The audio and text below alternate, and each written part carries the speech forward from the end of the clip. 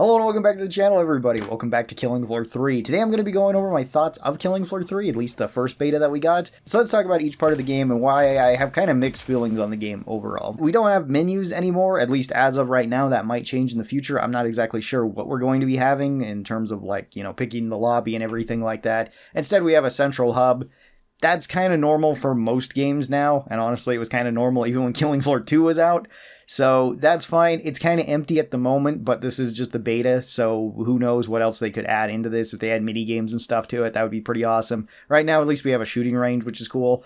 Aside from that, you can pick through your perks and pick through your character, whatever you want to do there. I will say that the menus are a little bit weird in this. They're not terrible, as they're pretty easy to navigate, but it is a little bit strange that I have to go to my menu, then go to my character, then swap my specialist, then pick my specialist that I want, and then select whatever perks I want with that character. And I have to do all of that in the central hub, at least as of right now, which feels a little bit weird. I kind of wish you could just do that on the fly like you could in Killing Floor 2, just pick whatever you'd like. I'm okay with being locked to a particular character for the match, as that was a little bit strange that you could do that in Killing Floor 2. It was sort of nice for balancing out a team, but it did make it so you could abuse quite a few things in Killing Floor 2 a lot easier. That's why everybody picks SWAT on the starting wave, so that you could have maxed out armor and have just better guns than everybody else for the start, as well as more guns so you could sell them for extra money, and then you just swap to whatever class you actually wanted to play, assuming that you weren't playing SWAT. So I don't really have a problem with that. It's just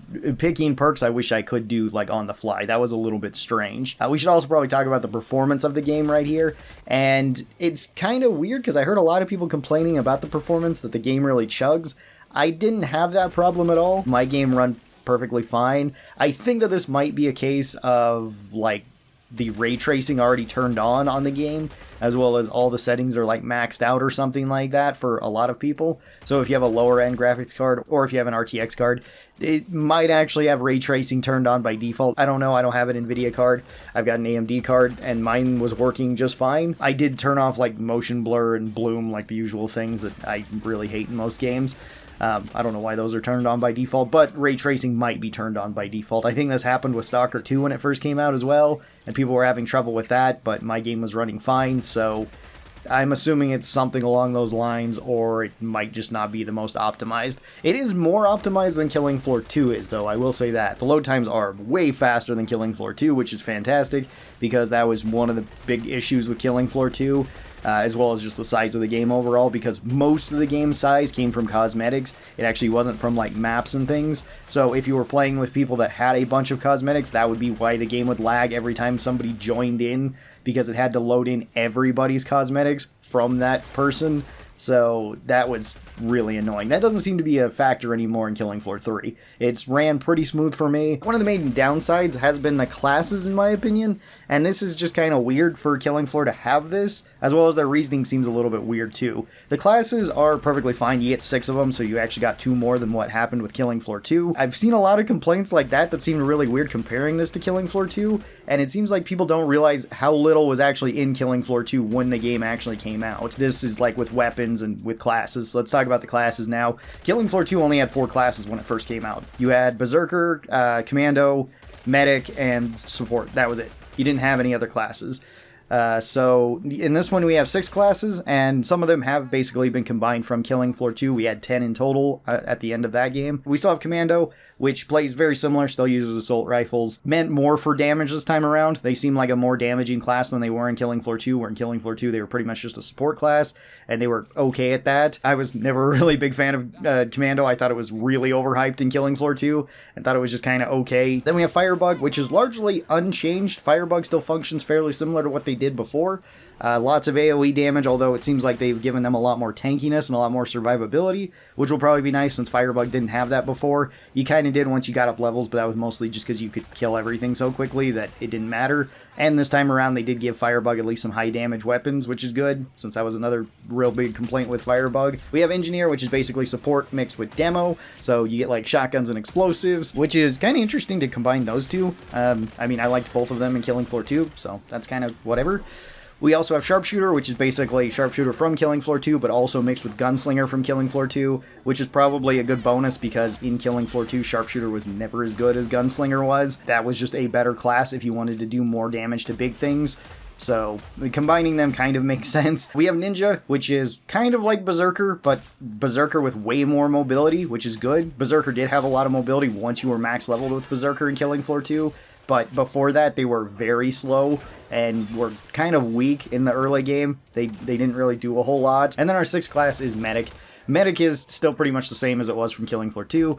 It's going to be really good for keeping you alive. It's very tanky, doesn't do a whole lot of damage, but you don't really need to do a whole lot of damage if nothing can kill you. So I think the classes are a little bit more well-rounded this time around, at least at the start of the game, because in Killing Floor 2 we had some really disastrous launches of certain classes, like Demo was completely useless on launch.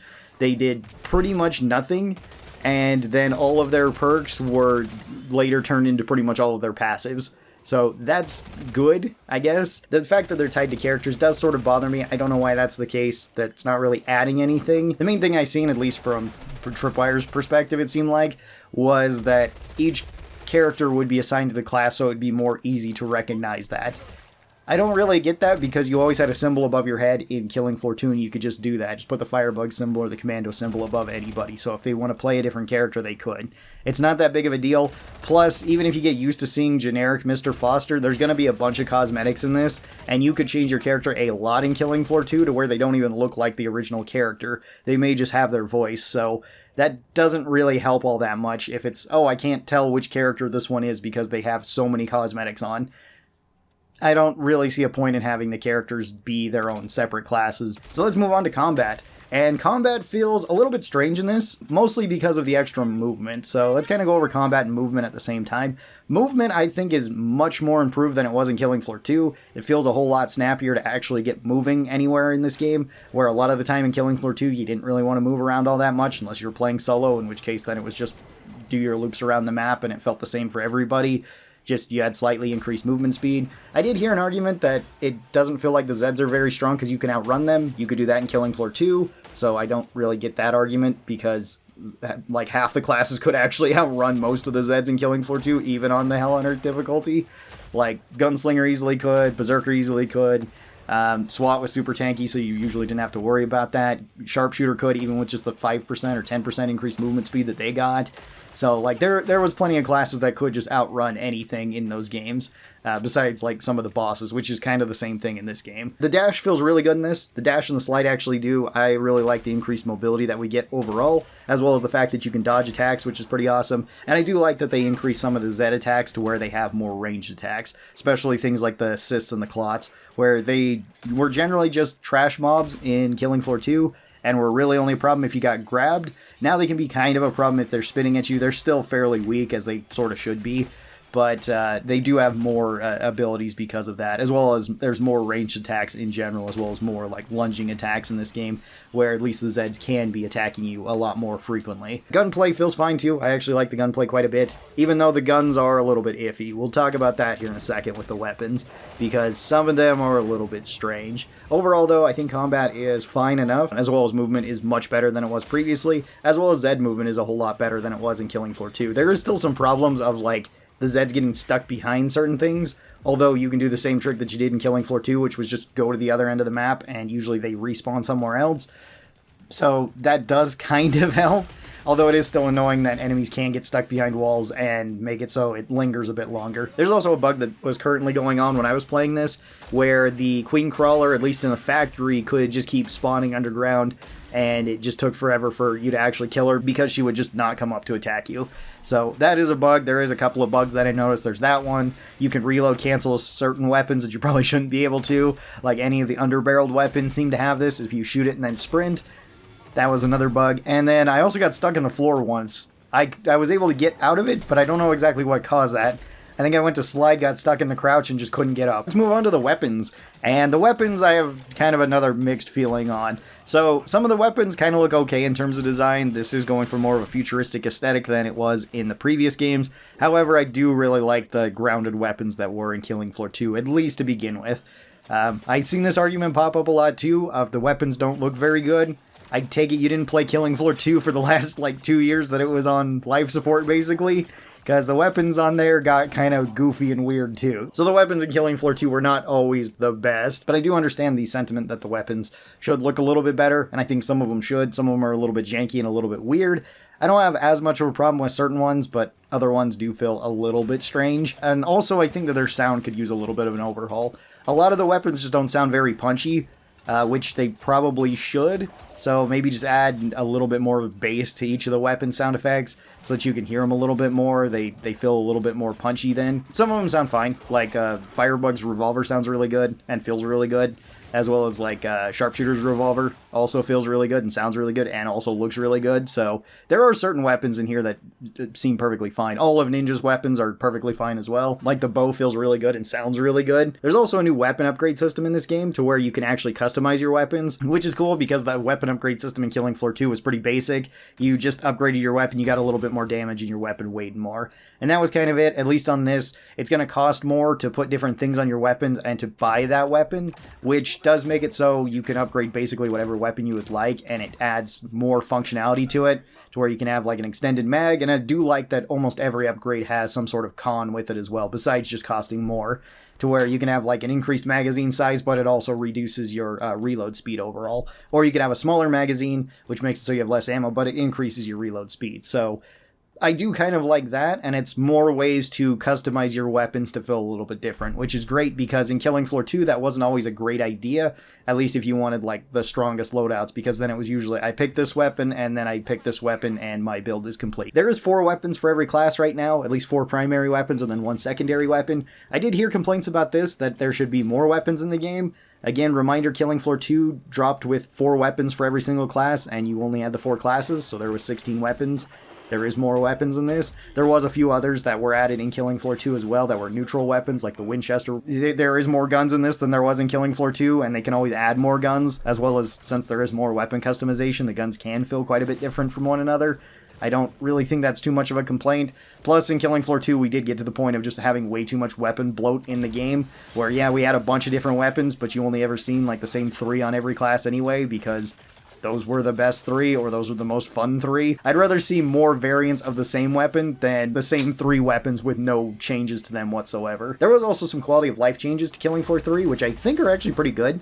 Like, you still can throw a dosh on the ground and people can pick it up, but you can also go to the trader and just give dosh to a particular player if you'd like, which is way better because then you can actually see who's struggling or who just entered the match, and that way people aren't just grabbing the dosh and using it for themselves. That could be kind of a problem in KF2, not as much on higher difficulties because most players kind of figured out, like, what you were doing. Another complaint that I heard was also that there's not a weight system in this, so you can't just grab all the weapons that you want. I don't think that's a really big deal. I really don't, because in Killing Floor 2, it was basically survivalist and support that were probably going to have more than 2 primary weapons. And at least in this, everybody can pick their own secondary weapon and starts out with a different secondary weapon. So I don't think that this is as big a deal as some people were making it out to be. As for the maps, there was 3 maps in the beta, although there's going to be 7 on launch. The maps look okay enough on this one. I didn't really have too much of a problem with them. Some people said they feel kind of the samey and they're a bit more claustrophobic than in Killing Floor 2, where they're not as big and wide open as they were. That is kind of a pro and a con. You do have a lot more mobility this time around, so I think large flat maps would actually be really boring to be playing on this, because it would likely just be you could outrun everything and you would just be running around in a big square, and every map would feel exactly the same then. So claustrophobic maps, I think, are the way to go, and just having things closer to you, I think, is a lot better. There are some interesting things like the zip lines, which are okay. They do have a cooldown, so you can't really abuse them and just go back and forth on them and shoot stuff.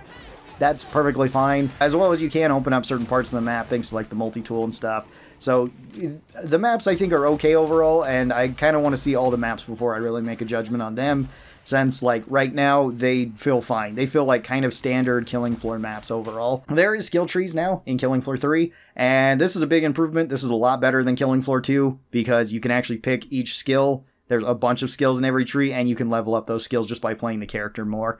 So that's pretty good. I have no complaints about the skill trees whatsoever, because in Killing Floor 2, it was basically you just pick left or right, and that was it. Usually left side was all one build, or right side was all one build, and that's mostly what you've seen on most characters. Or with some characters, it was like, okay, here's the one build that's better than all the others, like Gunslinger had that.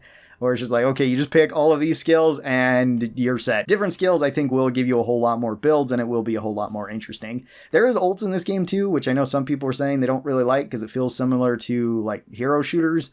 I don't think that this game is quite a hero shooter. It still feels more like a wave shooter than that. Ults I don't really have a problem with since they take a while to come up. Yes, you can get different things that reduce them, which is fine. But we basically had that in Killing Floor 2 as well with the level 25 perks, where it was as soon as that time triggers, then you pretty much get like whatever your ult is. Some of them were pretty strong, where you get like nukes. That was pretty good. Or you get others where it's like, I can extend Z time longer and I can make the game last 3 times as long. So I don't think that that's a big deal. Z time is, I think, a whole lot better in Killing Floor 3 than it was in Killing Floor 2, because a lot of the time, Z time didn't really do a whole lot in Killing Floor 2. I know a lot of people claim that it did, and you can extend it for forever with Commando. And to that I say you were just dragging out the game 3 times as long. You never needed to trigger Z time, and Z time usually didn't help all that much with most builds. If you were already doing well in the game, it didn't help, and if you were doing bad, it probably wasn't going to save you. So being able to actually move quicker in this, I think is good, especially for classes like Ninja, where in Killing Floor 2, it sucked whenever you were playing Berserker and you weren't max level, because it meant, okay, it's slow mode and you don't get to do anything for the entirety of it. You can't move fast enough to attack stuff unless they're already right next to you. And that was it. That was your whole Z time. You got to sit there and wait until, like, the slow mode finally wore off. Highlighting enemies is a little bit weird in this. It feels similar to, like, Commando's ability in Killing Floor 2. It makes it a lot easier to be shooting enemies. But it is a little bit strange to be highlighting everything. I prefer this where you can actually at least move quickly and shoot quickly in Z time, and it works well for everybody. There is still bonuses for Commando to actually extend this, which, I mean, if everybody's moving at the same speed, I don't really see that being an issue, because you can just move around the map a whole lot quicker. Now let's talk about the Zeds themselves. So the Zeds themselves have been reworked a little bit. Some of them function a little bit differently, and some of them look a little bit different. The general trash Zeds, like the Cyst and the Clot and stuff, they're basically the same as they were in Killing Floor 2, so no complaints there. They look a little bit different, but for the most part, they're pretty normal. They can also grab you in this, which feels really awkward in this, because you basically get like a quick time event to stab things, and when you do that, you have iframes, which I don't really enjoy. I don't think that should really be in the game. I feel like the grabs from Killing Floor 2 worked a little bit better here, where it just kind of stuck you, and then you could still get beat up by stuff. Because it feels really weird in like multiplayer when you see somebody get grabbed, and then it's kind of more of a bonus to them, since their teammates can just clear off everything from them as they just stab the Zed and kill it that way. So not a huge fan of that. I wish that was kind of changed a bit, although it does seem like certain classes can make it so just Zeds can't grab you, similar to how you could in Killing Floor 2 with Berserker or with SWAT. As well as it didn't happen all that much to me, so it's not that distracting. It's just kind of weird when you see a teammate get grabbed and then they're basically invulnerable. Same thing goes for the executes that are currently in the game, where you can execute the big Zeds like the Flesh Pounds and the Skrakes, and it seems like they're trying to go for more of like a Doom aesthetic to it, which could work if the animations were sped up quite a bit more. Because right now the animations are pretty slow, and again you have iframes when you're doing it, so you're invulnerable to everything whenever you're doing this. I doubt that executions are actually going to be all that common in multiplayer though, because you're likely just going to be killing the Zeds so quickly that nobody can execute them. Nobody's close enough to do that, besides maybe Ninja. Ninja might be the only one, which does kind of make sense. Maybe this should only be a Ninja ability. We also have like the bloats in this, which have been changed. They actually do seem a bit scarier than they were in Killing Floor 2, which is good, since they basically posed no threat to you unless you were in an enclosed map, and they actually cornered you somewhere, like you came around a corner and there was a bloat right there. Most of the time, other than that, bloats were really easy to kill, even on like the highest difficulty. So I do like the way that they've been changed. Sirens look really cool. I like the way that they've been changed too. That one is a really big upgrade, since they were okay before, but they look much better now. Husks feel similar to what they were in Killing Floor 2. They don't suicide nearly as often, I've noticed, and the suicide doesn't seem to do as much, although I haven't played this on Hell on Earth, so maybe it just outright kills you as well. That could be pretty annoying, but I do like how they can move to higher areas and be trying to snipe you, so it adds more dynamic rather than them always being on the same level as you, or pretty much, depending on which map you were playing. The Skrakes and the Flesh Pounds, I think, actually are kind of an improvement over what they were in Killing Floor 2, because Flesh Pounds became kind of a joke, especially to melee characters, like Berserker, or if you just realized you could pull out your knife at any point. Since you could just largely block them, they could send you flying, and then you had plenty of distance to usually kill them with just about any class, or you were playing one of the squishier classes, in which case they were probably going to kill you regardless. So now they have a little bit more range, they move around a little bit more sporadically. I do kind of like that a bit more on them. The Skrakes, I really like that they can grab you now. That is really cool, because before in Killing Floor 2, Skrakes were rarely an issue. Like, you can knife fight a Skrake with anybody in a one-on-one once you got like the timing down for the parries and the melee. It actually wasn't too difficult, so now you can't really do that, and I do like that they grab you and it kind of holds you in place for a second, which usually allows them to get a hit or allows other Zeds to hit you. It's also kind of scary once you're like nearly running out of a place and then they yoink you back, so I think that's actually an improvement to the Strike overall. We also got crawlers, which look a lot creepier this time around. They're not necessarily any scarier than they were in Killing Floor 2, but they are very creepy. And then we don't have the Stalker in here just yet, but that one is going to be added in the future. They did say that.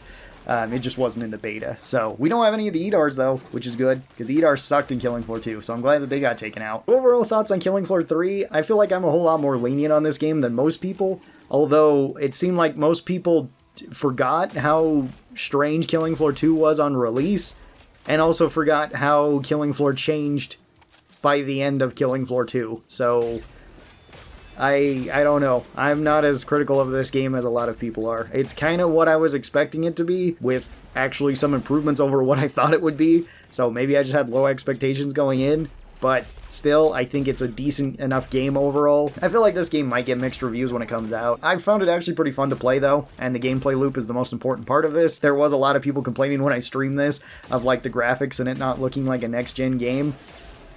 To that I say, who cares? Like, if a game doesn't look great, that doesn't really mean much. A lot of the games I play are like indie games that don't look great. A lot of the old games I go back and play don't look great. But yeah, that's my overall feelings for Killing Floor 3. Tell me your thoughts down in the comments below. I'd love to hear them. Are you looking forward to Killing Floor 3 or not? I feel like this one is going to be pretty mixed. But yeah, thank you guys so much for watching this. Hope you guys enjoyed it, and I'll talk to you next time. Bye-bye, everybody.